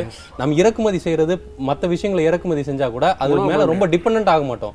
ஆனால் நம்ம என்னைக்கு உணவுப் பொருளை இறக்குமதி செய்கிறோமோ அந்த நாட்டிற்கு நம்ம அடிமையாகிக்கூடும். அதனால விவசாயம் என்பது ரொம்ப முக்கியமான விஷயம். அதற்காக தான் ஒருவேளை கிராமப்புறத்துக்கான வளர்ச்சி அதை நகரமாக மாற்றுவதோ அப்படின்றதற்காக தான் இந்த கேள்வியை நான் முன் வச்சேன். உணவில் தன்னிறைவு அவசியங்க. ஆனால் நீங்கள் உற்பத்தி திறனை உயர்த்தாமல் அதை அடைய முடியாது. இப்போ ஒரு ஏக்கர் சாகுபடியில் எவ்வளோ மகசூல் கிடைக்குது, அந்த மகசூலை நீங்கள் உயர்த்தி ஆக வேண்டும். காலப்போக்கில் நிலம் என்பது விவசாயத்துக்கு மட்டுமின்றி மாற்று நோக்கங்களுக்கும் பயன்படுத்தப்படும், நீங்கள் தவிர்க்க முடியாது. ஆனால் என்ன செய்ய வேண்டியிருக்கும், அவர் சொன்ன மாதிரி கிராமப்புறங்களை கட்டமைப்பை கொண்டு போங்க, கிராமப்புறங்களை நோக்கி தொழில்களை ஈர்க்க முயற்சி பண்ணுங்கள். பல்வேறு வடிவங்களில் விவசாயத்தை கணிசமான அளவிற்கு உற்பத்தி திறனை உயர்த்துங்கள், மகசூலை உயர்த்துங்கள். ஆமா, உற்பத்தி திறன் இது பெரிய டாபிக். இது பேசுறது உற்பத்தி திறன் உயர்த்துறது. ஏன்னா பசுமை புரட்சின்னு ஒரு இது இருக்கு, இயற்கை விவசாயம்ன்றது இருக்கு. அதுல பல்வேறு ஒரே ஒரு விஷயம் நான் சொல்ல விரும்புறேன். என்னன்னா, மீண்டும் அந்த ஆரம்பத்தில் ஓடிட்டு இருக்கு டிஸ்கஷன்ல. நீங்க வெறும் கட்டுப்படுத்தல் பார்க்கக்கூடாது. ஏன் சொல்றேன்னா, ஈக்கலாஜிக்கல் ஃபுட் பிரிண்ட்னு இருக்கு. இப்போ நீங்க ஒரு நம்ம சராசரி இந்திய அதை குறித்து பேசலாம். மிக குறைவு, அமெரிக்கனுடைய நுகர்வு மிக அதிகம். நிச்சயமாக அதை குறித்தும் பேசலாம். அதை நீங்க பேசணும். தற்போது மக்கள் தொகை இது ஏற்படுத்தி இருக்கின்ற தாக்கம், இதை குறித்து ஒரு முழுமையான தொகுப்பை பார்க்கலாம். மக்கள் தொகை வளர்ச்சி வீதம் ஆண்டுதோறும் அதிகரித்து வருகிறது.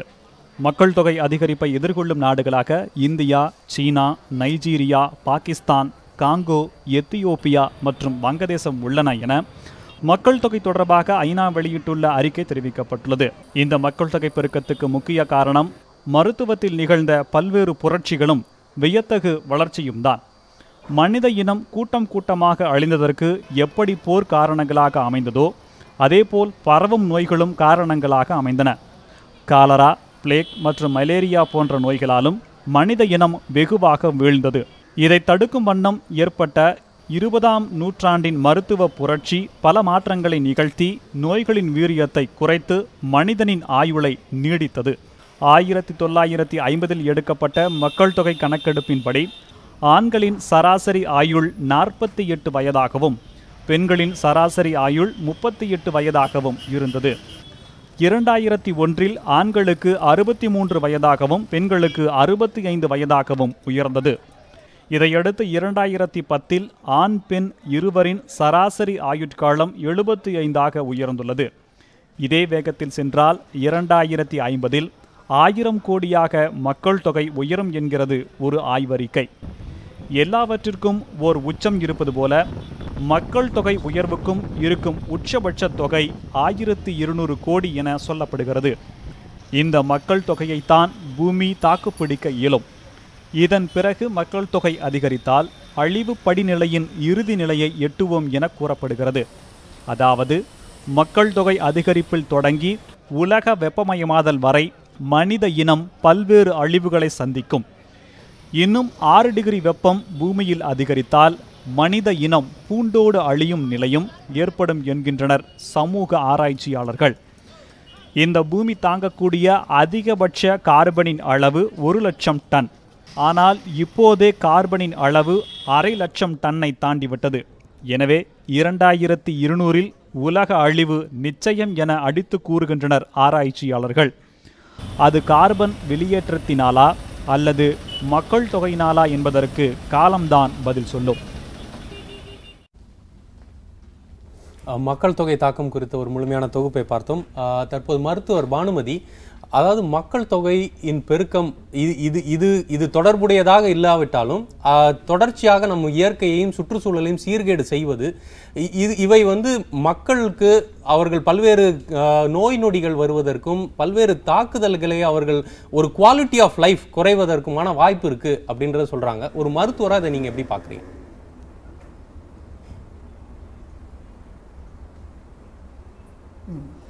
கண்டிப்பாக அதை நம்ம ஒத்துக்க தான் வேணும். சுற்றுச்சூழல் எவ்வளவு நல்லா இருக்கோ அந்த அளவுக்கு நமக்கு வியாதிகள் ஒவ்வொன்றா நம்ம அழிச்சிட்டு, அதாவது இராடிகேட் பண்ணிடலாம். இப்போ நம்ம பார்த்திங்கன்னா போலியோ எடுத்தாச்சு, ஸ்மால் பாக்ஸ் எல்லாம், காலரா எல்லாம் கொஞ்சம் ரொம்ப நம்ம கவனமாக விழிப்புணர்வு இருக்குது. சுற்றுச்சூழலில் இந்த தண்ணி சுகாதார தன்மை அதிகமாக நம்மளுக்கு எப்போவுமே இந்த நோய் நொடியிலிருந்து கொஞ்சம் விடுபாடு, அதிலிருந்து மக்கள் இறக்கக்கூடிய எண்ணிக்கை கண்டிப்பாக குறையும். அதே சமயம் நீங்கள் இப்போ கிராமப்புறத்தை பற்றியும் பேசும்போது நம்ம ஒரு இதை நான் சொல்ல விரும்புகிறேன். இப்போ சின்ன கிராமம், அதில் இந்த பிரைமரி ஹெல்த் சென்டர் அதை விட சப் சென்டர் எல்லா இடத்துலையுமே அதுக்குண்டான நிறைய மருத்துவ சேவை புரியறதுக்காக டாக்டர்ஸ் அல்லது பேராமெடிக்கல் பீப்புள் எல்லாமே கவர்மெண்ட் மூலமாக நல்ல எக்விப்மெண்ட்டோட நல்ல வசதிகளோட முதல் சிகிச்சை இடத்துலையே நிறைய விஷயங்களை கண்டுபிடிச்சு கரெக்டான டயத்துக்கு ஃபஸ்ட் ரெஃபரல் யூனிட் அடுத்துள்ள ஒரு பஞ்சாயத்துக்கோ அடுத்த டிஸ்ட்ரிக்ட் ஹாஸ்பிட்டலுக்கோ கண்டிப்பாக அனுப்புறதுனால நிறைய விஷயம் நம்மளுக்கு ஆரம்பத்திலே கண்டுபிடிக்க, அதனால் நேரக்கூடிய அபாயங்களோ மரணமோ தவிர்க்கப்படுகிறது. முக்கியமாக இந்த குழந்தை பேரு சமயம் இல்லைன்னா ஈவன் ஒரு இன்ஃபெக்ஷன், ஏதாவது கிருமி பாதிப்பினால் அதிகப்படியான தாக்கம் இருக்குது அப்படின்னா அது ஆரம்பத்திலே கண்டுபிடிச்சு வரக்கூடிய ஒரு நல்ல ரெஃபரல் சிஸ்டம் நல்லா கொண்டு வந்திருக்காங்க. அதனால் மருத்துவ முன்னேற்றம் ஈவன் கிராமப்புறத்திலே நிறைய பேருக்கு இதனால் ஒரு வேலை வாய்ப்பு, ஒரு விழிப்புணர்வு, அவங்க அலைச்சல் கம்மி, அவங்களுக்கு பொருளாதாரத்திலையும் அவங்களுக்கு ஒரு சிக்கல் இல்லாமல் இருக்கிறதுக்கு இந்த இது கண்டிப்பாக உபயோகமாகுது. அதனால் மருத்துவர்கள் மருத்துவ சேவை மூலமாகவும் நோய்க்கு முக்கியமாக நிறைய மருந்துகள் கண்டுபிடிப்புகள் அதை நீக்கிறதுக்கோ அதை தடுத்து நிறுத்துறதுக்கோ குணமாக்கிறதுக்கு இருக்கிறதுனால கண்டிப்பாக ஒரு நல்லது இருக்குது. பட் மருத்துவ முன்னேற்றம் நிச்சயமாக பல்வேறு நோய்கள்ல இருந்து கடைசி வரைக்கும் இண்டிபெண்டண்டாக இருக்கிறதுக்கு வசதி. சரி, மருத்துவ முன்னேற்றம் பல்வேறு நோய்கள்ல இருந்து நம்மை காப்பதற்கான வாய்ப்பு இருக்கின்ற முன்னேற்றங்களும் பல்வேறு ரெஃபரல் சிஸ்டம் மூலமாக கிராமங்களுக்கு வரைக்கும் சென்றடைஞ்சிருக்குன்னு சொல்றீங்க திரு பேராசிரியர். நான் உங்கள்கிட்ட நீங்க முதல்ல பேசினதுதான் இந்த கார்பன் ஃபுட் பிரிண்டை பத்தி பேசுனீங்க. அதாவது ஆப்பிரிக்கா போன்ற நாடுகள்ல மக்கள் தொகை அதிகமாக இருந்தாலும் அவர்கள் இயற்கையை பாதிக்கக்கூடிய விஷயங்கள் நிறைய செய்யறதில்ல. அமெரிக்கா போன்ற நாடுகள்ல மக்கள் தொகை குறைவா இருந்தாலும் அவர்கள் இண்டஸ்ட்ரியலைசேஷன் மூலமாக அவர்கள் கார்பன் ஃபுட் பிரிண்ட் நிறைய கிரீன் ஹவுஸ் கேசஸ் நிறைய எமிட் பண்றாங்கன்றது ஒரு குற்றச்சாட்டாக இருக்கின்றது. இயற்கை வளங்களை உண்மையாகவும் இருக்கின்றது, அதான் வெப்பமயமாக்குதல் இது போன்ற விஷயங்கள் இருக்கின்றது. அப்போ அவர்கள் குறைவான மக்கள் தொகையை கொண்டிருந்தாலும் அவர்கள் இயற்கையை இன்னும் பாதிப்படைய செய்யறாங்க அப்படின்னு சொல்றாங்க. அப்போ இது இந்த ஆர்குமெண்டே ஒரு ஆஃப் பேலன்ஸா கொண்டு வந்தது. ஏன்னா மக்கள் தொகை அதை கட்டுப்படுத்தணும்னு ஒரு பக்கம் பேசுறோம், ஒரு பக்கம் மக்கள் தொகை குறைவா இருந்து இவர்கள் இயற்கை இன்னும் பாதிக்கப்படைய வைக்கிறாங்கன்னு பேசுறோம். இதை எப்படி பார்க்க? முதல்ல பதிவு பண்ண வேண்டியது, அந்த நீங்க ஒரு தொகுப்பு காமிச்சிங்கல்ல, ஒரு செய்தி தவறு. அதாவது மக்கள் தொகையை வளர்ச்சி விகிதம் குறைந்து கொண்டு வருகிறது, மக்கள் தொகையை அதிகரித்து கொண்டு வருகிறது. வளர்ச்சி விகிதம் குறைந்து கொண்டு வருது. இதுக்கு முன்னாடி இருந்ததோட அந்த விகிதம் குறையுது. பாப்புலேஷன் குறைஞ்சிட்டு வருது. ஏன் குறைஞ்சிட்டு வருதுன்னு சொன்னால் ஏன் புரிஞ்சுக்கணும், நம்ம ஏன் இது எப்படி சால்வ் பண்ணுறது, பிரச்சனை எப்படி தீர்க்கிறது, பெருனா குறைச்சலே சொல்கிறோம்ல. எந்த அளவிற்கு வந்து கல்வியும் மருத்துவ வசதிகளும் மற்ற வாழ்க்கையை பாதுகாக்கக்கூடிய அம்சங்களும் அதிகரிக்கிறதோ அந்த அளவுக்கு இயல்பாக மக்கள் தொகை வளர்ச்சி விகிதம் கட்டுப்படும். இதுதான் அப்ரோச். அணுகுமுறை வந்து வளர்ச்சி சார்ந்த அணுகுமுறை தான். அதில் வரும்பொழுது ஈக்கலாஜிக்கல் ஃபுட் பிரிண்ட் நான் உங்களுக்கு சொன்னேன்ல, மேலை நாடுகளில் ஒரு நுகர்வு சமுதாயம் உருவாக்கப்பட்டிருக்கு. நீங்கள் லாபத்தை மையமாக கொண்டிருக்கிற ஒரு சமூக அமைப்பில் எப்படியாவது பொருளை வித்தாகணும், அப்போ மக்களை வாங்க வைக்கணும். அப்போ ஏராளமான நுகர்வை நீங்கள் என்கரேஜ் பண்ணுறீங்க. அது இந்தியாவிலே வந்திருக்கு, ஒரு செக்ஷனுக்கு வந்திருக்கு, ஒரு எலீட் செக்ஷனுக்கு வந்திருக்கு. நம்ம விவாதங்கள் எல்லாமே இந்த எலீட் செக்ஷனோடு நிற்குது. அதான் பிரச்சனை. இப்போ நகரப்புறங்கள் யார் மாசு உருவாக்குறாங்க? காரில், டூ வீலரில், வண்டியில் போகிறவங்க. சாதாரண மக்கள் எங்கே அந்த மாசு உருவாக்குறாங்க? தேர் ரிசீவிங் இன். அப்போது இந்த மக்கள் தொகை பிரச்சனை என்று சொன்னாலும் சரி, சுற்றுச்சூழல் பாதிக்கப்படுதுன்னு சொன்னாலும் சரி, அதில் ஒரு சமூக பொருளாதார அம்சம் இருக்கிறது. எந்த பகுதி பாதிக்குது, எந்த பகுதி பாதிக்கப்படுது பார்க்க வேண்டியிருக்கு. அப்படி பார்க்கும்பொழுது பன்னாட்டு அரங்கில் இந்தியா போன்ற வளரும் நாடுகள், சீனா போன்ற வளரும் நாடுகள் வலுவாக பருவநிலை மாற்றம் தொடர்பான விவாதங்களில் தங்கள் கருத்தை வைக்கிறாங்க. நீங்கள் வந்து ஏற்கனவே மேலை நாடுகள் ஆக்கிரமிச்சிட்டீங்க கார்பன் ஸ்பேஸை. அதே மாதிரி இந்தியாவிற்குள்ளாரையும் செல்வந்தர்கள் மிக கூடுதலாக இயற்கை மீதான தாக்கத்தை ஏற்படுத்துகிறார்கள், சாதாரண மக்கள் அல்ல. அப்போ சாதாரண மக்களை நம்ம குற்றவாளிகளாக மாற்றக்கூடாது. அப்போ பணக்காரர்கள், ஏழைகள் அப்படி கூடாவும் பார்க்க வேண்டாம். இல்லை அப்படி கூடாவும் பார்க்க வேண்டாம். ஒரு பேலன்ஸ்டாக பார்க்க வேண்டியிருக்கு.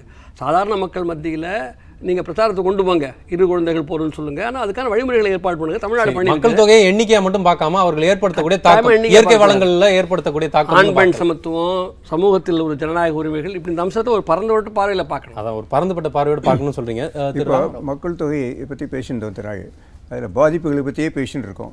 அதில் சில நல்ல அம்சங்களும் இருக்குது, அதை கொஞ்சம் எடுத்து சொல்லணும். நம்ம இப்போ நம்ம பாப்புலேஷனில் இப்போ முதியோர்கள் எண்ணிக்கை பர்சன்டேஜ் சதவீதம் அதிகமாகிட்டு வருது. அதே டைமில் வந்து இந்த ஒர்க்கிங் ஏஜ் பாப்புலேஷன், வேலை செய்யக்கூடிய மக்கள் தொகை குறைஞ்சி, இப்போ அதை தான் டெமோகிராஃபிக் டிவிடெண்ட்னு சொல்கிறாங்க. அதாவது அந்த பாப்புலேஷன் இருக்காங்களே அவங்கள வந்து நம்ம யூட்டிலைஸ் பண்ணி நம்ம நாட்டினுடைய முன்னேற்றத்துக்கு வேண்டியது செய்யலாம். ஆனால் அது பண்ணுறதுக்கு அவங்களுக்கு எம்ப்ளாய்மெண்ட் ஆப்பர்ச்சுனிட்டிஸ்லாம் கிரியேட் ஆகணும். அதனால் அதில் நிறைய பண்ண வேண்டியது இருக்குது. மக்களும் அரசாங்கங்களும் பண்ண வேண்டியது. அதான் நான் முதலே சொன்னது போல பல்வேறு மக்கள் தொகை குறைவாக இருக்கிற நாடுகள்லாம் மற்றவர்களை ஈர்க்கிறாங்க, வேலை வாய்ப்பை கொடுத்து ஈர்க்கிறாங்க. இப்போ வந்து நமது நாட்டில் வந்து வயதானவர்களுடைய எண்ணிக்கை அதிகமாகும் பொழுது, அப்போ ஒர்க்கிங் பாப்புலேஷன் குறைவாக இருக்கும் பொழுது அவர்கள் வந்து இவர்களை காப்பாற்றுவதற்கான வாய்ப்பு குறைவு. சார் சொல்றது இல்லை. இப்போ இந்த பாயிண்ட் எடுத்தோம்னா we are better. இந்தியாவில் வந்து யங்ஸ்டர்ஸ் ஜாஸ்தியாக இருக்காங்க. அதாவது அந்த மாதிரி நம்ம குறையில, அந்த அளவுக்கு நமக்கு குறையில போல. சைனாக்கு அப்படி போயிடுச்சு. 2030 வந்து நம்ம வந்து நம்மளுடைய ஒர்க்கிங் பாப்புலேஷன் அதிகமா இருக்கும் அப்படின்றது. சைனா அதனாலதான் வந்து ஒன் சைல்டு பாலிசி அவங்க மாத்திட்டாங்க. நம்மளுக்கு வயதானவர்களோட எண்ணிக்கை தான் அதிகமாக போகுதுன்றதுனால அந்த அளவுக்கு அதிகமாகல. இப்போ இருக்கிற பொசிஷன் என்னன்னா முதியவர்களுடைய பர்சன்டேஜ் அதிகமாயிட்டு இருக்கு, அது ஃபேக்ட் தான். இருந்தாலும் இந்த யூத்ஃபுல் பாப்புலேஷன் நிறைய அதிகமா இருக்கு. மற்ற நாடுகளை ஒப்பிடும்போது நம்மளுக்கு அதிகம். மக்கள் செல்வமா பார்க்கணும். அதை பார்த்து அதை வந்து அரசாங்கமும் மக்களும் அதுக்கு வேண்டியது செஞ்சு அதுக்கு அவங்களை எப்படி யூட்டிலைஸ் பண்ணிக்கணும், எந்த மாதிரி எக்கனாமிக் அவங்களை வந்து பண்ணால் that will be an advantage. இல்லைன்னா அது ரொம்ப நாள் இருக்காது அந்த அட்வான்டேஜ். ஏன்னா நைட்மேரா மாறிடும். அந்த அட்வான்டேஜ் ரொம்ப நாள் இருக்காது. இந்த ஃபர்டிலிட்டி குறைய அந்த பாப்புலேஷன் ஓல்ட் ஏஜுக்கு போயிடுவாங்க. அவங்களும் அதான் நீங்க சொல்றீங்க. அதாவது வச்சுங்க பெரிய சமூக பிரச்சனை வந்துடும். வேலை செய்ய வேண்டியவர்கள், வேலை செய்யற வயதினர் வந்து அதிகமா இருக்கிறாங்க, ஆனால் வேலை வாய்ப்பு இல்லைன்னா பெரிய பிரச்சனை வரும். அந்த குரூப்னால வேலை வாய்ப்பு இல்லாம இருக்கிறதுனால அவங்களால பிரச்சனை வரதுக்கு அதிகமாக சில நாடுகளில் அது ஒரு பெரிய இதெல்லாம் போராட்டங்கள் அதனால வந்திருக்கு. அதனால அவங்களுக்கு வேண்டிய வாய்ப்பு அளிச்சு அதை வந்து அந்த செல்வமா மாத்திக்கிறதுக்கு பயன்படுத்துறதுக்கான மக்கள் செல்வம் அது மனித வளமா மாற்றணும் அப்படின்றது சொல்றாங்க. முடியும், மாற்றணும். அதாவது அந்த இந்த we must see the brighter side also. Always ஒரு gloomy-ஆ பேசக்கூடாது. மல்தூஸ் மாதிரி. ஆமா, நெகட்டிவா மட்டும் பார்க்க வேண்டியது. ஆமா, நிச்சயமாக மக்கள் தொகைன்றது மக்கள் வளமாவும் பார்க்கலாம். உலகம் ஐடி போடுறாங்க, அதெல்லாம் வரதுக்கு சான்ஸ் இல்ல. ஏன்னா ஜனங்களுடைய கல்வி இல்ல அப்படி இல்ல. அது எதிரின் அடிப்படையில் நான் சொல்றேன். அதாவது தற்போதைய வந்து மக்கள் தொகை உலகம் முழுக்க பார்த்தீங்கன்னா 750 கோடியை தாண்டிட்டு இருக்கிறோம். அது இந்த இயற்கை வளங்கள் வந்து 1100 கோடி 1200 கோடியை தாண்டினால் இது தாக்கு பிடிக்க முடியாதுன்ற ஒரு ப்ரொஜெக்ஷன் இருக்கு. அதுல என்ன பிரச்சனைனா தொழில்நுட்பம் முன்னேறிட்டே இருக்குது, அறிவியல் முன்னேறிட்டே இருக்குது. நீங்க மால்தா சொல்லிட்டு இருந்தாரு, இன்னும் 10 வருஷம் ஆச்சுன்னா இன்னும் தாக்கு பிடிக்க மாட்டீங்கன்னு சொன்னாரு. அறிவியலும் தொழில்நுட்பம் முன்னேறும் பொழுது இன்றைக்கு நாம் சப்போர்ட் பண்ணுற பாப்புலேஷனோட கொஞ்சம் கூட சப்போர்ட் பண்ண முடியும். நான் அதுக்காக 16 பெற்று பெறுவார்கள் சொல்லலை, கட்டுப்படுத்துறதுல தப்பு இல்லை.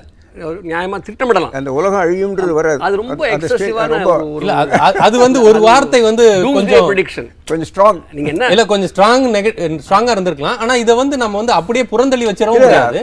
அது ஒரு வார்னிங் எடுத்துக்கணும். கன்சம்ஷன் லெவல்ஸை கட்டுப்படுத்தணும்னு சொல்லுங்கள். நீங்கள் எண்ணுகள் மட்டும் இல்லை, கன்சம்ஷன் லெவல்ஸை கட்டுப்படுத்த வேண்டியிருக்கு. எங்கே கட்டுப்படுத்தணும்? மேலை நாடுகள் கட்டுப்படுத்தணும், இந்தியாவுடைய செல்வந்தர்கள் கட்டுப்படுத்தணும். சாதாரண மக்கள் இயற்கை அழிக்கலை. அப்போ காட்டை பாதுகாக்கின்ற பழங்குடி மக்களை காட்டை அழிக்கிறாங்க. நீங்கள் அவனை அங்கேருந்து அழிச்சிட்டு அந்த கம்பெனிக்கு காட்டை கொடுக்குறீங்க. இதுதானே இயற்கை அழிக்கிற ஏற்பாடு. நீங்கள் இன்றைக்கி ஒரு லேண்ட் அக்விசிஷன் ஆக்ட் இந்த நாட்டில் இருக்குது. கம்பெனிகள் வந்து எல்லா இடமும் எடுத்துக்கலாம் அப்படின்னு சொன்னீங்க. இதை குறித்து நம்ம பல பிரச்சனைகள் இருக்குது. அதில் மக்கள் அல்ல குற்றவாளிகள். மீண்டும் மீண்டும் நான் வலியுறுத்தி விரும்புகிறது திரு தூயவன், அதாவது நகரமயமாக்குதல் திட்டமிடும் பொழுது இது மாதிரி இந்த காடு பகுதிகள், இது மாதிரியான பகுதிகளில் வந்து பெரிய தொழிற்சாலைகளுக்கு கொடுக்கும் பொழுது அது என்ன மாதிரியான திட்டத்தை அரசாங்கம் வகுக்குது? அதில் அரசாங்கத்திற்கான பார்வை இருக்கின்றதா? இது போன்ற காடுகளை காப்பாற்ற வேண்டும், இதுதான் நம்மளுடைய இயற்கை வளம்ன்ற அரசாங்கத்திற்கு அந்த பார்வை இருக்குதா?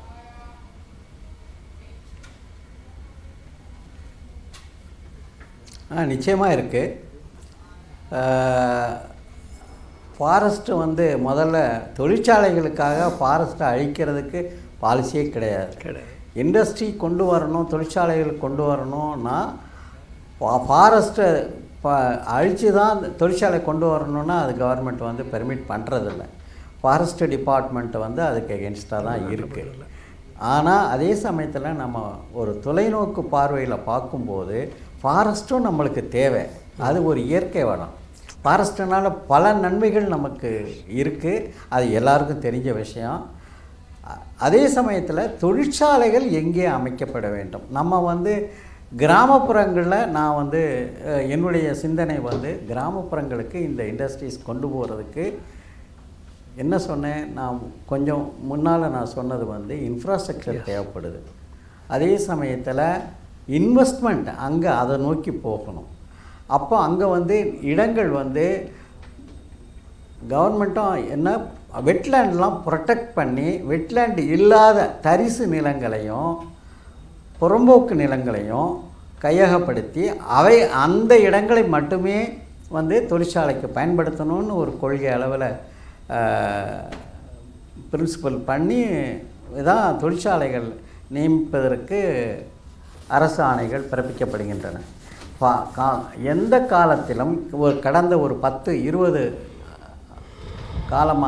ஆண்டுகளாக தொழிற்சாலை அமைப்பதற்காக காடுகளை அகற்றியதில்லை.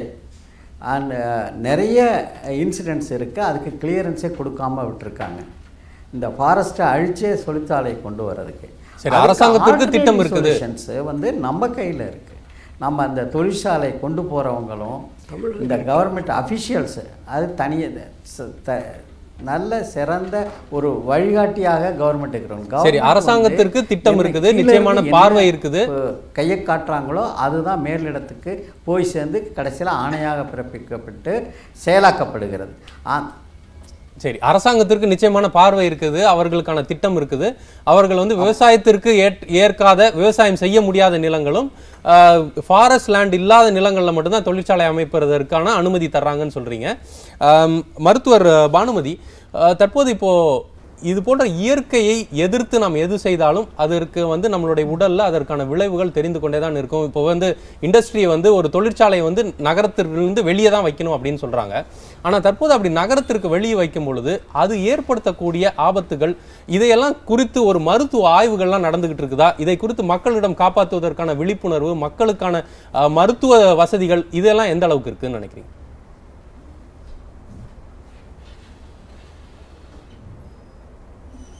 இல்லை, நீங்கள் தொழிற்சாலைகள் அந்த எல்லாம் நகர்ப்புறத்திலிருந்து கிராமப்புறத்துக்கு போகும்போது அதுக்கு தக்க பாதுகாப்பு நடவடிக்கைகளோடு தானே செய்ய விரும்புவாங்க. அதுதான் கவர்மெண்ட் ஆல்சோ அப்ரூவ் பண்ணி நடத்துவாங்க. அதை பற்றி மருத்துவர்கள் இதில் வந்து நம்ம எல்லா இடத்துலையுமே நம்ம வந்து சுகாதாரம் அந்த ஆஸ்பெக்டில் தான் நம்ம பார்க்க போகிறோம். மற்ற அந்த கழிவுகள், இதை இந்த இண்டஸ்ட்ரியல் வேஸ்டேஜ், அது டிஸ்போசல், அந்த விஷயத்தில் தான் நம்ம கான்சென்ட்ரேட் பண்ணி அதனால் வந்து மக்களுடைய ஆரோக்கியம் எப்படி கெடுது. மீறி போனால் இந்த ஃபர்டிலிட்டி, அதாவது மகப்பேறு இது குழந்தை உண்டாகக்கூடிய பாக்கியத்தில் ஏதாவது பாதிப்பு இருக்கா இல்லையா, அதை தான் நம்ம பார்க்க முடியுமே தவிர அந்த ஸ்ட்ரெஸ். ஆக்சுவலாக அதெல்லாம் விட இப்போ வந்து ஸ்ட்ரெஸ், மன உளைச்சல் அதெல்லாம் தான் ரொம்ப முக்கியமான காரணமாக இருக்கே தவிர இதனால் வந்து பெரும் பாதிப்புகள் வர மாதிரி எனக்கு. ஏன்னா மக்களும் விரும்பி அந்த தேவைக்கோசரம் தான் அவங்க வந்து அந்த புறங்களுக்கு நகர்ப்புறமாகட்டும் கிராமப்புறமாகட்டும் வேலை வாய்ப்பையோ நாடி செல்கிறார்கள். அதனால் ஒன்றும் பாதிப்பு வர அதுக்கு உண்டான பாதுகாப்பு நடவடிக்கைகள் கண்டிப்பாக செய்துப்பாங்க. சரி, அதற்கான பாதுகாப்பு விஷயம் நான் சொல்ல விரும்ப வேண்டியது வந்து இப்போ ஆண் பெண் விகிதம் தான் ரொம்ப இப்போ முக்கியமாக பார்க்க வேண்டிய ஒரு இது இருக்குது. இந்த ஃபர்டிலிட்டின்னு வரும்போது இப்போ அந்த இப்போ எல்லாரும் கேள்விப்பட்டிருப்பீங்க, நம்ம இதில் வந்து ஆண் தான் வாரிசு, அது வந்து நிறைய தலைமுறையில் சொல்லி நல்லபடியாக கேர்ளு அதே அளவுக்கு ஈக்குவலாக எல்லாம் சாதிக்கிறாங்க, நல்லபடியாக செய்கிறாங்க. அப்படின்னாலும் மனப்பான்மை அளவில் இன்னும் கொஞ்சம் முன்னேற்றம் அடையாமல் இருக்குது. அந்த ஒரு இதில் வந்து அவங்க வந்து கண்டிப்பாக ஒரு ஆண் வாரிசு வேணும், இந்த பெண் குழந்தை வந்து பெண் சிசுவை வந்து வாழ வைக்கணுங்கிற மிகப்பெரிய கொள்கை வந்து நம்ம நாடு முழுசுக்குமே ஒரு முக்கியமான ஒரு ஆக்டில் வச்சுருக்கு. அது ரொம்ப முக்கியம். சில ஸ்டேட்ஸில் பார்த்திங்கன்னா 1000 ஆண்மகளுக்கு ஒரு பெண் விகிதம் பார்த்திங்கன்னா 800 700 அந்த ரேஷியோவில் இருக்குது. அது வந்து கரெக்டாக பின்னால் பார்த்திங்கன்னா நீங்கள் சொல்கிற பயப்படுற அளவுக்கு பெண்களே இல்லாமல் போயிட்டாங்கன்னா அடுத்து வம்சாவிருதிங்கிறது கேள்விக்குறியாயிடும். ஸோ அந்த முக்கியத்துவம் நம்ம பார்க்கணும். அதை பொறுத்த வரைக்கும் தமிழ்நாடு கேரளாலாம் வந்து 1996 ஈவன் கேரளா 1000க்கு அதிகமாகவே இருக்காங்க. ஸோ சில மாநிலங்கள் அதை வந்து கான்சென்ட்ரேட் பண்ண வேண்டி இருக்குது. சரி, நீங்கள் இது ரொம்ப ஒரு முக்கியமான கருத்தை சொல்லியிருக்கீங்க. நாம் தொடக்கத்தில் பேசினது மாதிரி பெண்களை ஆற்றல் படுத்துவதோடு இந்த செக்ஸ் ரேஷியோவில் வந்து நம்ம கவனம் செலுத்துறது இது ரொம்ப ஒரு முக்கியமான விஷயம் சொல்லியிருக்கீங்க. அதுவும் அது வளர்ச்சி அடைந்த சமுதாயங்கள் தான் வந்து இந்த செக்ஸ் ரேஷியோவில் அவர்கள் வந்து சரியான நிலைப்பாட்டில் இருக்கிறாங்க அப்படின்றதையும் குறிப்பாக தமிழ்நாடு கேரளா போன்ற மாநிலங்கள் இதில் இருக்காங்கன்னு சொல்லியிருக்கீங்க. உங்களுடைய ஒரு கரெக்ஷன் இல்லை என்னென்னா, இப்போ பஞ்சாப் ஹரியானா விவசாயத்தில் வளர்ச்சி அடைஞ்சிருக்கு, தொழில் வளர்ச்சி அடைஞ்சிருக்கு. அங்கு பண்பாடு ரீதியாக சன் ப்ரெஃபரன்ஸ் ஆண் தான் வேணும், ஆண்மக வேண்டும் என்ற கருத்து வலுவாக இருப்பதனால அந்த மாநிலங்களில் 6 வயதுக்கு உட்பட்ட குழந்தைகளை எடுத்துக்கொண்டால் பெண் ஆண் விகிதம் மோசமாக இருக்குது. அவர் மேடம் சொன்ன மாதிரியே 1000 ஆண்களுக்கு 800 பெண்கள் அப்படிலாம் கூட இருக்குது.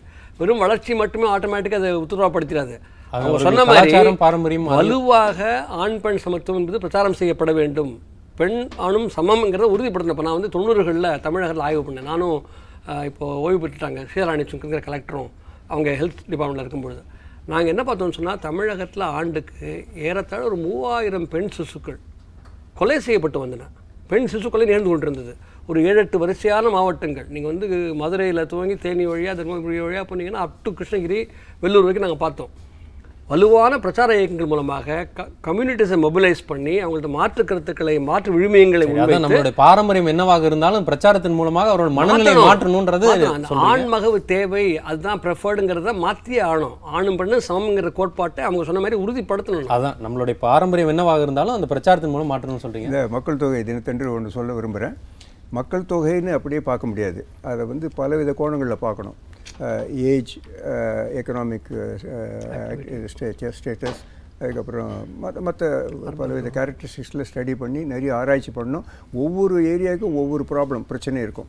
அதாவது மாநில அளவுலேயும் மாவட்ட அளவுலேயும் பிரச்சனைகள் இருக்கும். அதெல்லாம் தனித்தனியாக ஆராய்ந்து அதுக்கு வேண்டிய என்னென்ன செய்யணுமோ ரெக்கமெண்டேஷன் கவர்மெண்ட்டுக்கு கொடுக்கணும். இந்த ஆராய்ச்சி ரொம்ப தேவை. அது வந்து மக்கள் தொகைன்னு அதை மாத்திரம் பார்க்காம அந்த பலவித இது என்னமோ அது சாதாரணமாக மக்கள் தொகைன்னு பார்க்காம இதில் ஆய்வு செய்யக்கூடிய விஷயங்கள் இருக்குது. அது பல்வேறு சப்டிவிஷன்ஸ் இருக்கு.